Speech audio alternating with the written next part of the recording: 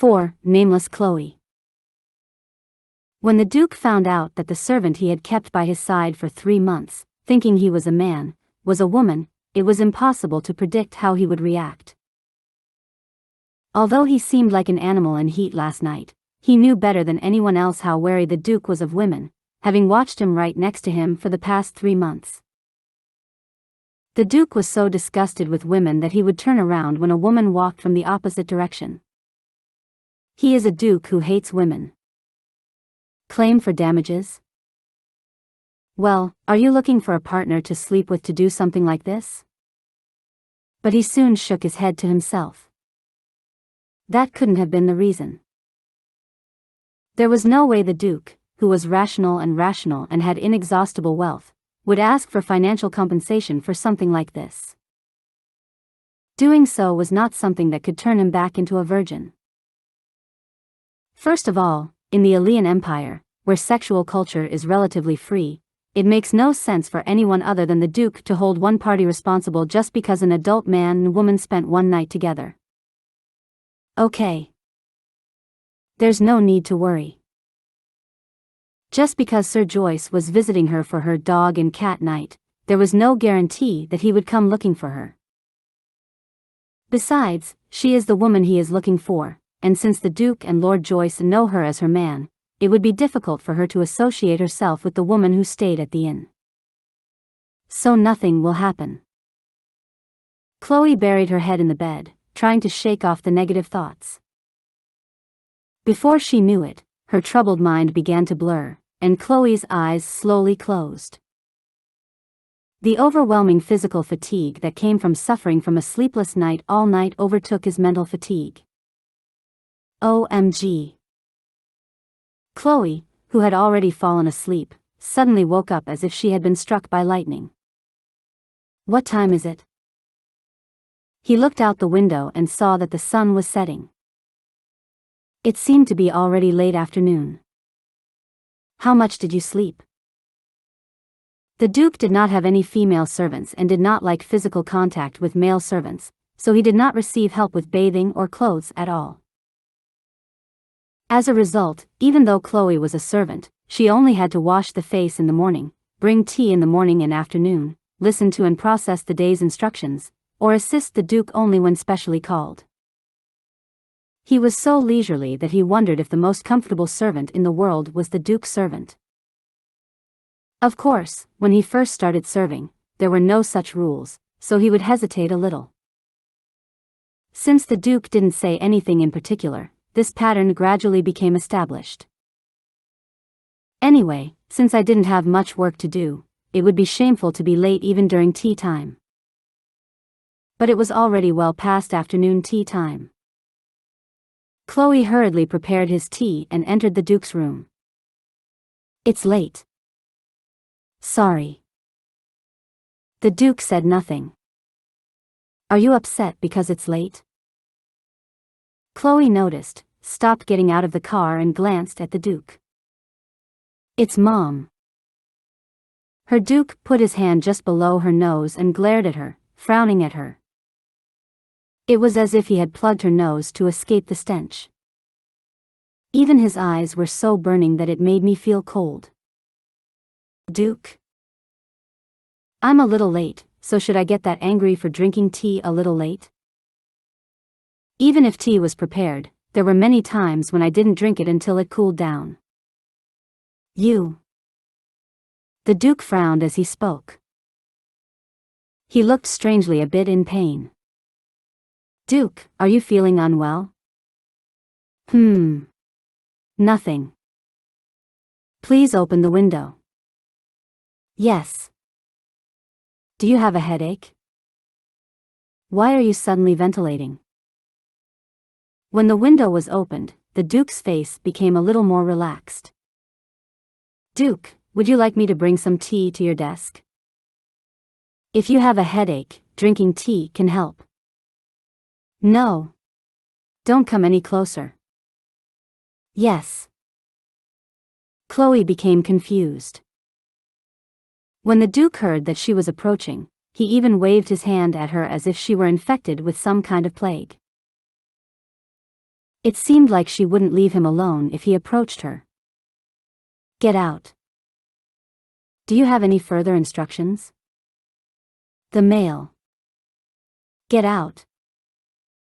Chloe was startled by the Duke's reaction, which was almost like a shout, and shut his mouth. Get out, now. The Duke ordered again. Chloe flinched and left the Duke's room as if she had been kicked out. Whoa.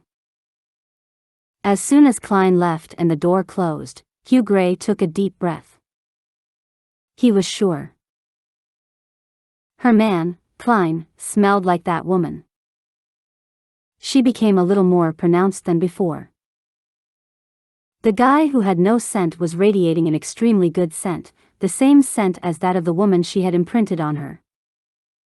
It turned. He imprinted on a woman he met for the first time, and now he is bewitched by her man. In the history of wolf-beast men, this phenomenon has never been heard of. Why does a man have such a mood all of a sudden one day? Just the thought of having to find the woman he imprinted on me was confusing, but I couldn't come to my senses because I was intoxicated by the servant scent. It was an emergency situation we had never experienced before. The next day, Sir Joyce returned. He entered the Duke's office, saying he would report the results of his investigation. Chloe followed behind him and entered. He needed to hear how far he had found out. Even though the Duke had kicked her out yesterday, she didn't seem too suspicious, since Sir Joyce had often been by her side when she confronted the Duke. As expected, the Duke's eyes glanced over Chloe, who was standing behind Sir Joyce. Luckily he wasn't kicked out. Did you find the girl? The Duke's gaze shifted to Sir Joyce. Yes, there was only one woman staying at the inn that night. He said it was his third visit that day. Her name is Chloe. Chloe squeezed her eyes shut. Chloe. Wow, Chloe. Will she have to live under the name Cline forever? How on earth did the inn find out her name? I didn't remember writing down my name because it was an inn that didn't have a lodging department or anything. Last name? The Duke asked. He said he didn't know his last name. She said that the night she stayed for the third time, she was so drunk that she spoke like she was spilling the beans. She doesn't remember saying her name. Ah. This. Miss, what is your name? It's Chloe. Suddenly, the conversation of that day came to mind. He clearly said that he was careful not to mention his name. Chloe. The Duke muttered her name softly. Chloe trembled. Even though the Duke knew that she was not Chloe, she felt like she was standing before the Duke naked, with her camouflage wig, glasses, and men's clothes removed. She said that day she had been drinking on the first floor and then went up to the second floor. It disappeared at dawn. It is said that she always paid the accommodation fee in advance, and that she always vacated the room at dawn and disappeared.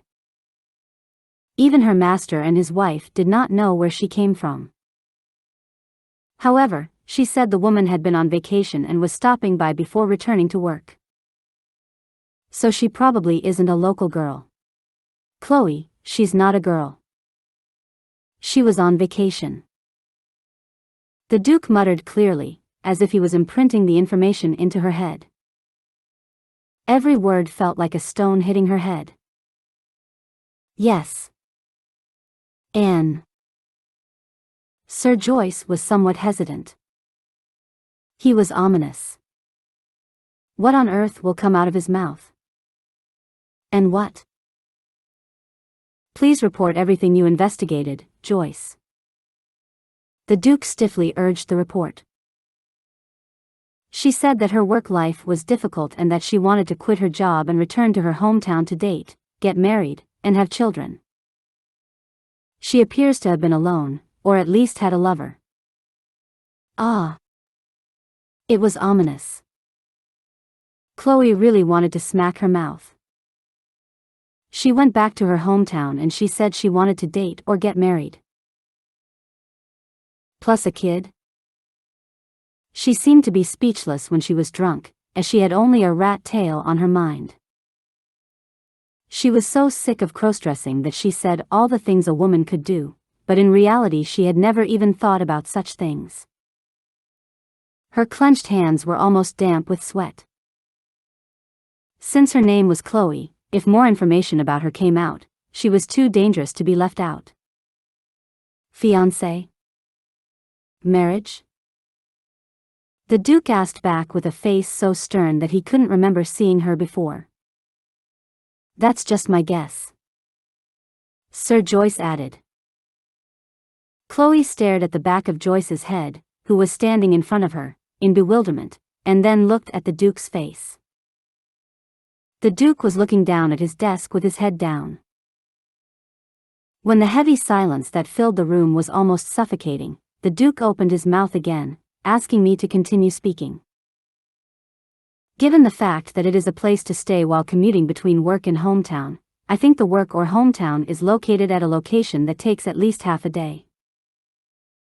I plan to narrow the scope of my investigation to a woman named Chloe, who lives in an area that takes more than 4 hours to travel from the inn. Still, I think it will take quite some time.